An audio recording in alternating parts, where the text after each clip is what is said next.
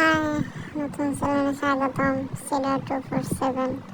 আজকে আমরা লুডুস রান্না করব, কিন্তু লুডুস রান্না করতে কি কি দরকার সেটা তো আর জানি না। জীবনে ফার্স্ট টাইম লুডুস রান্না করতে আসছি, দেখি রান্না করতে পারি কিনা। লুডুস রান্না করার জন্য কিচেনে আসলাম, তারপরে আর কি 2টা ডিম নিলাম ফ্রিজ থেকে।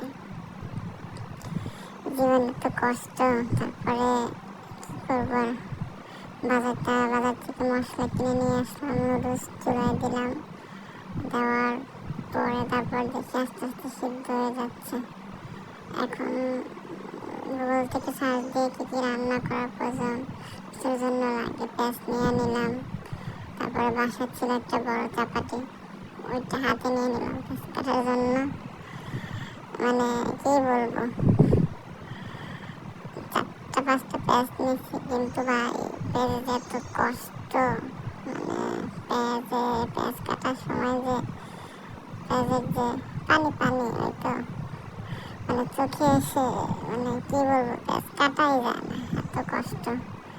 যাই হোক, অনেক কষ্ট করার পরে শেষ করলাম। পেঁয়াজ কাটা লুডুস রান্না করাও প্রায় হয়ে গেছে। সবশেষে লুডুস গরম, এটা হালকা ঠান্ডা পানি দিয়ে ধুয়ে নিলাম, কখনো লুডুস রান্না করি নাই তো।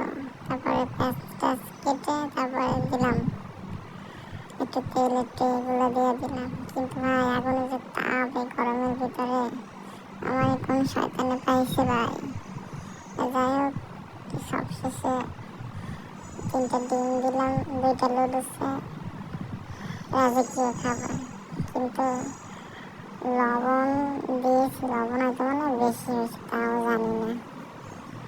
মানে জীবনটা একদম বরবাদ হয়ে গেছে গরমের ভিতরে। এই সমস্ত কিছু কমপ্লিট করে লুডুসটা দিয়ে দিলাম, কিন্তু লুডুস তো ডিমের সাথে মিশতেছে না।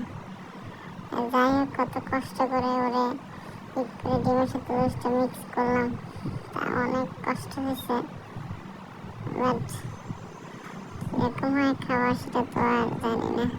সবশেষে টেবিলে নিয়ে বসলাম, লুডুস খাবো, কিন্তু আমারই ভয় করতেছে।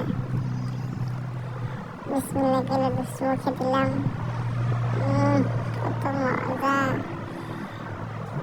কি বলবে, তো লবণে কাদা, মানে একদম জীবনটা শেষ।